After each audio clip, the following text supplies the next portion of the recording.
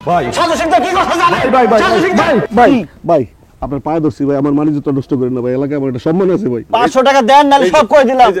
এটা চা দেন। চা নাই। চা নাই মানে? আপনি তো চা খাইতেছেন, এই চুলায় আগুন জ্বলতেছে। চুলা আছে, আগুন আছে, চা আছে, এটা নিজের লেগে। মানে কি? আমি কাস্টমার টাকা দিব, আপনি চা দিবেন না? আপনাকে আমি ডাকছি, আপনি আসেন আমার দোকানে এসে চা খান। আরে ভাই এত কথা কয়ে লাভ আছে? আমি কাস্টমার, আপনি চা বানাইতে কইছি, চা বানান তো। বানাম না, আমি দোকান করছি, আমার নিজের চা খাওয়া। চা বানাইতে কইছি, চা বানান।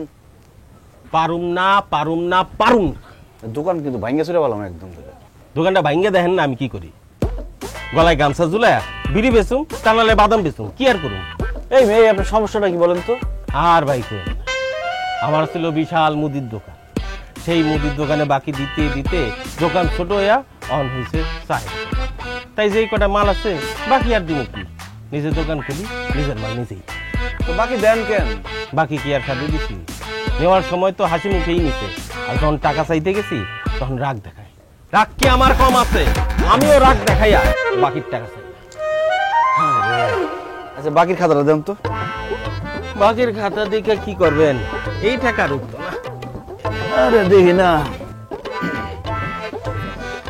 লিস্ট তো অনেক বড় মনে হইতেছে। এটা কি লিখে রাখছে? বাকি চাইয়া লজ্জা দিবেন না? বাকি চাইলে আপনি লজ্জা পান কেন? যে বাকি চাইবো সে লজ্জা পাইবো। লেখা রাখবেন বাকি চাইয়া লজ্জা পাইবেন না। দাঁড়ান, আপনার বাকির টাকা ওঠানোর ব্যবস্থা করতেছি। ভাই সব রূপগঞ্জ নিবাসী সাজু শিকদারের কাছে আশিক মামা বাকি বাবদ 500 টাকা পাইবেন। সাজু শিকদার 500 টাকা না দিতে পেরে সে পলাতক আছে। আপনারা যদি কেউ তাকে দেখেন, দেখা মাত্র তার ঘাটটা ধইরা আশিক মামার দোকানে নিয়ে আসবেন। এবং প্রদীপ সরকার, রূপগঞ্জ নিবাসী প্রদীপ সরকার, তার কাছে আশিক মামা পাবেন 8000 টাকা। জুবাইর ইবনে বকর 12000 টাকা। আলী বশির 320 টাকা। জাকিউল ইসলাম রিপন 15000 টাকা। সঞ্জয় বড়ুয়া 7002 টাকা পরিশোধ করে না। ভাই সব এই টাকা তারা পরিশোধ না করিয়া পলাতক আছেন। আপনারা যারা তাদেরকে দেখিবেন ধরিয়া নিয়ে আসবেন মাইক বরাবর। আশিক মামার দোকান ছোট হইতে হইতে চায়ের দোকান হয়ে গেছে, যে কোনো সময় দোকান নাই পাই হয়ে যেতে পারে। আরে কি শুরু করছস তুই? গ্রামের ভিতরে এসে কি আর মাইক টেক লাগাবে আর কি করছস? হ্যাঁ একদম বাইকে জুড়ে তোর সঙ্গে হবে, চিরত না আমারে।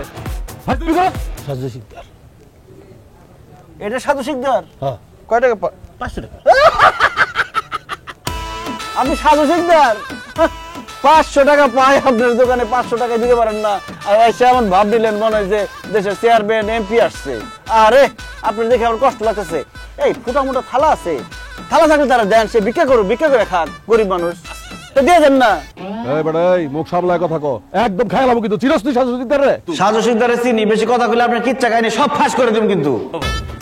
ও তো ভালো মানুষ, ওর আবার কিচ্ছে কি? আরে কিসের ভালো মানুষ? প্রত্যেকটা ভালো মানুষের একটা ডার্ক সাইড থাকে। এই সাজু শিকদারের কি গোপন কাহিনী সেটা আমি খুব ভালো করে জানি। খালি সাজু শিকদার না, এই গ্রামের প্রত্যেকটা মানুষের কিচ্ছা কাহিনী সব আমার জানা আছে, কারণ আমি একজন সাংবাদিক। দিব ফাঁস করে ফেসবুক, ইউটিউব, পত্রিকায় কিন্তু একদম নিউজ করে দিব। ভাই সাজু শিকদার কি কথা জানে? ভাই ভাই সাজু শিকদার ভাই ভাই আপনার পায়ে ধরছি ভাই, আমার মানিজ্য তো নষ্ট করেন না ভাই, এলাকায় আমার একটা সম্মান আছে ভাই। 500 টাকা দেন নালে সব কই দিলাম। দিছে? হ্যাঁ? আমার বাপ চলে ওনার কাছে মাফ চান। ভাই আমার মাফ করে দেন ভাই, আর জীবনে ভাই মাফ। ও ভাই, এই সাজু শিকদারের কিচ্ছাটা কি? এরম সিরিজ দেখছি কোনোদিন যে আর কিচ্ছা কাহিনী কম ফাপড় মারছি আওয়াজ